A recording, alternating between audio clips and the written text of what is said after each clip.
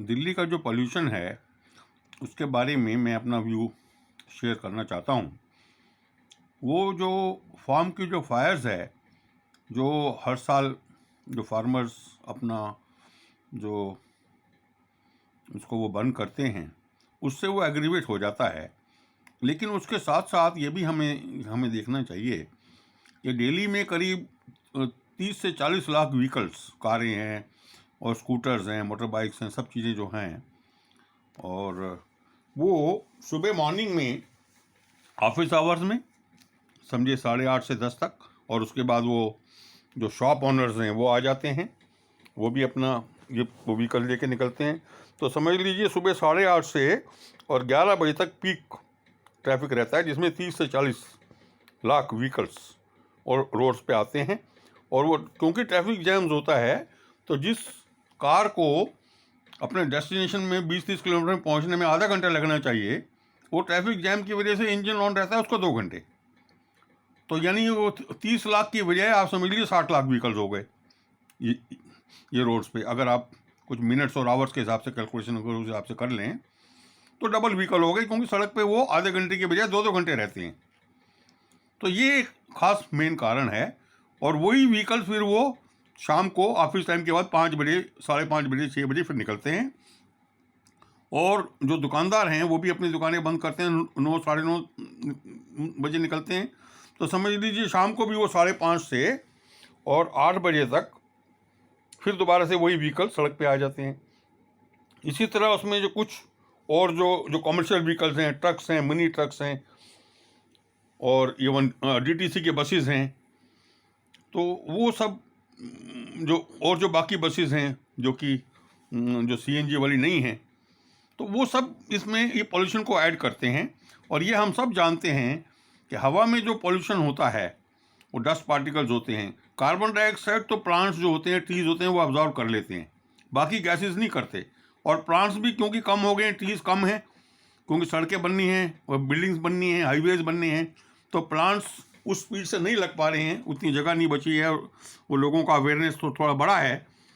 लेकिन ये आप सोचिए कि ऑक्सीजन इस एटमॉस्फेयर के अंदर सिर्फ ट्रीज छोड़ते हैं, और तो कोई मतलब नहीं है, और हम लोग सब सांस लेते हैं। There is no other way कि एटमॉस्फेयर के अंदर ऑक्सीजन आ सके देन द प्लांट्स। तो वो ऑक्सीजन नहीं आती है। तो ये 2-3 कारण हैं। सॉरी, मेरी भी तबीयत थोड़ी सी ढीली हो गई है। तो सॉरी। तो वो 2-3 कारण हैं जिसकी वजह से और पॉल्यूशन बढ़ जाता है और ऑक्सीजन लेवल कम है। तो जिन लोगों को सांस की समस्याएं हैं, दूसरी ऑक्सीजन मिलती नहीं, और ये सब गैसेस वगैरह एटमॉस्फेयर में बढ़ती चली जाती हैं। तो हमें इसका क्या करना है? आपने ये बड़ा अच्छा टॉपिक इसमें लिखा है कि farm fires gone, what is now polluting daily air. तो आंसर ये है उसका, व्हीकल्स। तो व्हीकल्स जो हैं आपके, जो 40 लाख हैं, जो कि मैंने कहा 80 लाख समझ लो या 90 लाख समझ लो, क्योंकि वो आधे घंटे के बजाय जिनको आधा पौना घंटा रहना चाहिए, वो 2-2 घंटे सड़क पे ट्रैफिक जैम में इंचिंग बाई इंचिंग चलते हैं। तो अब इसका क्या समाधान है? समाधान ये है कि एक तो जितने भी ये जो मार्केट्स वाले हैं वो अपनी गाड़ियां ना लेके जाएं, उससे वहाँ पार्किंग की सुविधा भी उनके सॉल्व हो जाएगी, कस्टमर्स के लिए पार्किंग की जगह मिलेगी।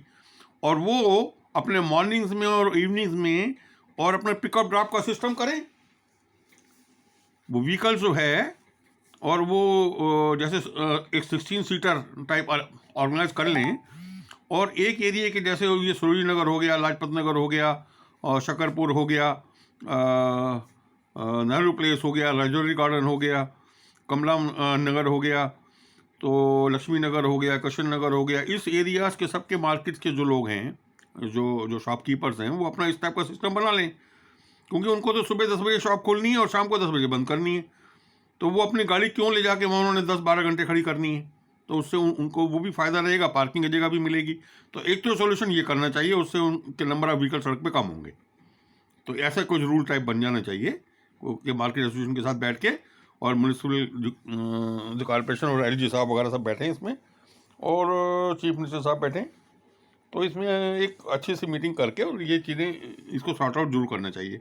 दूसरी चीज़ क्या है कि जो ऑफिस वाले हैं, अब जो कार यूज़र्स हैं, उनको अल्टरनेटिव वो कैसे जाएं ऑफिस? वो दिल्ली से गुड़गांव जाना है या कहीं भी दिल्ली के एक एरिया से दूसरे में जाना है, कनॉट प्लेस जाना है, कैसे जाएंगे? क्योंकि उनको तो मेट्रो में खड़े रहने की बाकी लोगों को जगह नहीं है, बाकी लोगों से मेट्रो भरी रहती है। तो उनको मेट्रो के अंदर एक अल्टरनेट देने की बहुत ज़रूरत है कि भाई तुम्हारे लिए अल्टरनेट हम 1 या 2 डब्बे हम रिजर्व करेंगे। और या कुछ ट्रेन ही जो है जैसे बॉम्बे में कुछ फर्स्ट क्लास ट्रेन अलग ही चल रही हैं, कुछ मेट्रोज जो है फर्स्ट क्लास टाइप चलेंगी। उसके अंदर जब वो जो फर्स्ट क्लास यूज़र चढ़ेगा तो वो along with the existing card, जो एंट्री एग्जिट कार्ड है जो बाकी पैसेंजर्स ले रहे हैं, वो तो लेगा ही लेगा एंट्री और एग्जिट पे, जिससे कि मेट्रो को डीएमआरसी को पैसे मिलेंगे उससे। उसके अलावा जो भी उस रिजर्व कंपार्टमेंट या रिजर्व ट्रेन में चढ़ेगा वो से फॉर एग्जांपल 50 रुपीज़ का एक कूपन एडिशनली, वो कूपन बुकलेट ऐसे छपवा दे डीएमआरसी, जो उसके अंदर जो है 10 कूपन हो, ये 5 हो, 20 हो, कोई 1000 रुपये की बुकलेट हो, तो लोग अपनी जेब में लेकर चलेंगे, ताकि जब वो स्टेशन गए अगर उनको दिखाई दिया नॉर्मल ट्रेन में जगह मिल गई तो अपना 50 रुपये बचाएंगे, क्योंकि एंट्री एग्जिट तो कार से हो रही है। और अगर उनको दिखाई दिया कि रश का टाइम है और उनको जो है रिजर्व कंपार्टमेंट में घुसना, 1 या 2 रिजर्व कंपार्टमेंट हैं जिसमें वो कूपन से ही घुस सकेंगे, और उसके चेकिंग के लिए जैसे जो बाकी बसेस के अंदर जो चेकिंग का सिस्टम होता है रैंडम चेकिंग, वैसे चेकिंग का सिस्टम बन जाए, तो उससे ये हमें बड़ी सुविधा होगी। और डीएमआरसी को तो इसमें ये 50 रुपये के हिसाब से उन पैसेंजर से एक्स्ट्रा ही मिलेगा, क्योंकि एंट्री एग्जिट का मिल ही रहा है, और जो एग्जिस्टिंग पैसेंजर्स का लोड है उनका वो आएगा ही आएगा, वो अपने चलेंगे, जैसे उनको स्टैंडिंग मिल रही है, कुछ मिल रही है, अपने हिसाब से चल ही रहे हैं वो। तो जैसे हम ट्रेन के अंदर हम ये फर्स्ट क्लास वगैरह का सिस्टम करते हैं राजधानी वगैरह में, तो जनरल भी है और बाकी भी हैं, पब्लिक के लिए भी है और इस तरह से रिजर्व सिस्टम भी है। तो इसी तरह से बॉम्बे में भी है रिजर्व सिस्टम, जो लोकल ट्रेन के अंदर भी रिजर्व है। तो डीएमआरसी का ये कहना कि ये तो जी पब्लिक ट्रांसपोर्ट है, हम तो ऐसा रिजर्व नहीं कर सकते, हम कैसे मैनेज करेंगे? भाई मैनेज करो, बॉम्बे में भी फर्स्ट क्लास का रिजर्व आदमी टिकट लेके फर्स्ट क्लास के कंपार्टमेंट में घुसता है ना, तो यहाँ पे भी वो कूपन लेके साथ जाएगा, उसको आप फर्स्ट क्लास की टिकट समझ लो, उसको आप रिजर्व कंपार्टमेंट की टिकट समझ लो, वो कूपन अपने पास लेके जाएगा एक्स्ट्रा, जैसे टिकट होती है। और एंट्री एग्जिट जो है कूपन से करेगा, तो ऐसे मैनेज करने में दिक्कत क्या है? मैंने डीएमआरसी के कई ऑपरेशन डिपार्टमेंट के भी ऑफिसर से भी बात की थी, उनको ये बात ये समझ में नहीं आती है, तो ये ज़रूर उसको समझें, उसमें ये कॉपरेट करें, थोड़ा अच्छे ढंग से प्लान करें, पॉसिबल है, आप मुझे यूज़ करें, मेरी सर्विसेज जो है मैं उनको इम्प्लीमेंट करने में हेल्प करूँगा। दिल्ली का पोल्यूशन उसको हमें कंट्रोल करना है मिलके। तो मैं सीनियर सिटीजन रिटायर्ड हूँ, इंजीनियर हूँ, एलएलबी हूँ, और मेरा ये जुनून है कि मैंने जो भी 65 साल में सोसाइटी से लिया है वो उसको मैं उसको ये पे बैक कर सकूं in the form of my views and ideas and experiences and contacts. तो यही मेरा अब ज़िंदगी का ये मकसद अब यही है, मुझे 2 रोटी खानी है सुबह शाम। तो ये सब चीज़ें हैं जो कि मैं ये चाहता हूँ कि हम लोग सब मिलके इसको सॉल्व करें, और ये सॉल्व तभी होगा। सड़क से हमें जो 40 लाख व्हीकल्स हैं जो कि आधे घंटे के बजाय 2 घंटे इस सड़क पर रहते हैं, यानी अब 80 लाख व्हीकल समझ लो, डबल हो गए सुबह और डबल हो गए शाम। तो इतना पोल्यूशन अगर सड़कों पे आएगा तो कैसे करेंगे? ट्रैफिक जैम्स हैं, दूसरी चीज़ें सब सॉल्व में इसी से हो जाएंगी। तो उन लोगों को अल्टरनेटिव मीन्स ऑफ जो ट्रांसपोर्ट हमें देना ज़रूरी है। और एक जो रूल जो शायद ट्रांसपोर्ट डिपार्टमेंट ने बनाया है कि भाई आप पूलिंग का सिस्टम जो है उसको और एनकरेज करें, टैक्सी वालों को भी अलाउ करें और बाकी लोगों को भी अलाउ करें, और इसको फ्री कर दें, जो लोग भी पिकअप करना चाहें पैसेंजर्स को, जो भी सेफ्टी सिस्टम उसको मैनेज करने के लिए अपना बनाएं, जो भी उसके रूल्स बनाने हैं, जिससे कि व्हीकल्स का यूटिलाइजेशन बढ़े और ज़्यादा फ्रीली लोग जो हैं ये सिस्टम को यूज़ कर सकें। तो कुछ पहले से हुआ है, कुछ जो ऐसे कुछ ऑपरेटर्स आए हैं जो कि ऑफिस वालों को लेके जाना शुरू हो गए हैं बसेस में। तो इस टाइप का सिस्टम और अच्छे स्ट्रीमलाइन से करेंगे तो ये 40 लाख जो व्हीकल जो कारें जो ऑफिस गोअर्स के लिए जाती हैं, तो वो 40 की अगर 10 लाख हो सकें, 5 लाख हो सकें, कुछ और कम हो सकें, सिस्टम बन सकें, और ऊपर ही ऊपर जो है फ्लाई ओवेज बन जाएं, जिससे कि जो छोटी छोटी सड़कें हैं नीचे की उनके ऊपर ट्रैफिक ज़्यादा ये पोल्यूशन छोड़ता है, तो क्रॉस की फॉर्म में फ्लाई ओवेज बन जाए सेंटर में, ये कनॉट प्लेस के एरिया में सेंटर में आप पहुंच जाए और वहाँ से आप जिस भी डायरेक्शन में जाना चाहें वो फ्लाई ओवर पर चढ़ जाए। तो फ्लाई ओवर चढ़ जाए तो जिनको डेली के एक एक्सट्रीम से दूसरे पे जाना है वो फ्लाई ओवेज पे चलें। तो वो इस टाइप से फ्लाई ओवेज का सिस्टम बन जाना चाहिए क्रॉस की फॉर्म में, जो वो 30 किलोमीटर जो है वो होगा एक एंड से ईस्ट से वेस्ट और नॉर्थ से साउथ, और बीच में सेंटर में कनॉट प्लेस है ना, चेंज ओवर, और कुछ उसके एग्जिट्स बन जाए, एंट्रीज बन जाए, और उसके ऊपर वही लोग रहें जिनको लॉन्ग डिस्टेंसेस में जाना है।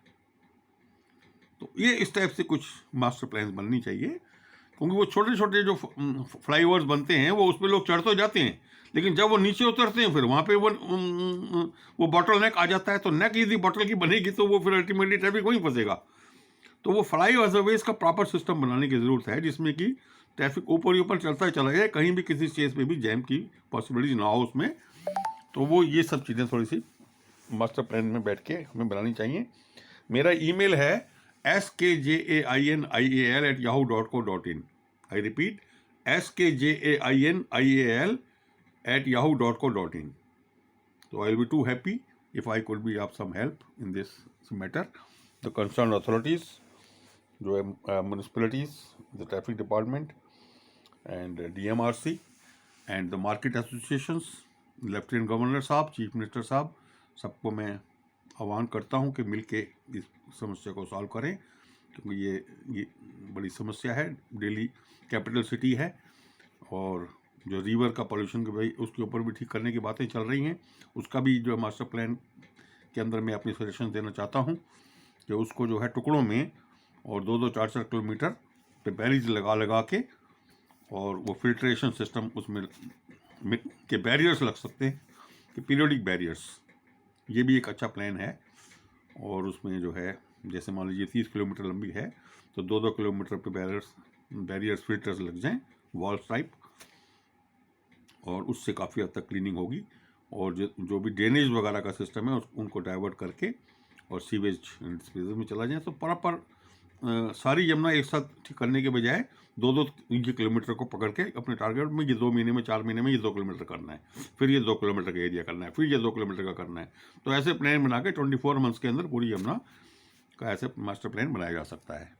और फिर इसके अंदर छोटे छोटे स्टीमर चलाओ, बोट चलाओ, जैसे जो वर्ल्ड की जितनी भी अच्छी अच्छी सिटीज़ हैं, जो थेम्स रिवर है, बाकी और दूसरे जो कि बॉस्टन के अंदर रिवर है, उसमें स्टीमर चलते हैं फर्स्ट क्लास, उसमें पेरिस में चलती है, वो पिकनिक स्पॉट्स बने हुए हैं, टूरिस्ट स्पॉट्स बने हुए हैं। तो रिवर रादर देन गंदी हो, उसको एक टूरिस्ट अट्रैक्शन बननी चाहिए, ब्यूटीफुल। रिवर के दोनों तरफ ग्रीनरीज हों, उसके अंदर रेस्टोरेंट्स हों, उसके अंदर ग्लास हाउसेज हों, उसके अंदर लोग बैठें, उसके अंदर रिक्रिएशन फैसिलिटीज़ जो है खाने पीने का इंतज़ाम, बच्चों के खेलने के लिए हों, झूले हों। तो इस ढंग से बनाने की ज़रूरत है मास्टर प्लान में। तो एक अलग से एक डिपार्टमेंट बनना चाहिए जो कि सिटीज़ अपग्रेडेशन डिपार्टमेंट, उसके अंदर रिप्रेजेंटेटिव जो हैं MCD के, CPWD, उसके अंदर NDMC, उसके अंदर जो है LG साहब के रिप्रेजेंटेटिव्स, CM साहब के रिप्रेजेंटेटिव्स, मार्केट एसोसिएशन के रिप्रेजेंटेटिव्स, और पब्लिक रिप्रेजेंटेटिव्स जो मेरी तरह सीनियर सिटीजन्स हैं। वो अब रोटेट करिए, 2-2 महीने 3-3 महीने के लिए ले लीजिए, व्यूज़ ले लीजिए सबके, और टीवी पे डिबेट्स कराइए। टीवी में मैंने देखा है कि वैसे तो सब लोग आ जाते हैं, पर पब्लिक ओपिनियंस के, पब्लिक की तरफ से क्या ओपिनियन है वो नहीं आता है, तो वो भी ज़रूरी है। तो इनके ऊपर टीवी डिबेट भी बहुत ज़रूरी हैं कि क्या होना चाहिए, कैसे होना चाहिए, और पब्लिक के ओपिनियंस, जो इस टाइप के जो एक्सपीरियंस लोग हैं, anybody who is 80+, 85+ should be declared as a assets of the country. उनके पास जो एक्सपीरियंस का भंडार है, तो उसको 85+ के बाद तो गवर्नमेंट टेक केयर में आ जाना चाहिए, भाई तुम्हारा जो एक्सपीरियंस है वो हमारे अब काम आएगा। तो 85+, 90+, कोई 90+ हो जाए तो और ज़्यादा, तो उसको जो एक्सपीरियंस है उनको डिफरेंट चीज़ों में यूज़ करना, उनको कैसे होना चाहिए, उन्होंने बहुत सारी चीज़ें देखी हैं। तो एक ये सिस्टम, ये बहुत सारी चीज़ें मैंने आज इसमें वीडियो में शेयर कर ली हैं। तो इनमें से जो भी रेलेवेंट हों उनको देखा जाए, वो कर लिया जाए, उसका फ़ायदा उठाया ज़रूर जाना चाहिए, अच्छा रहेगा। Thank you, so nice.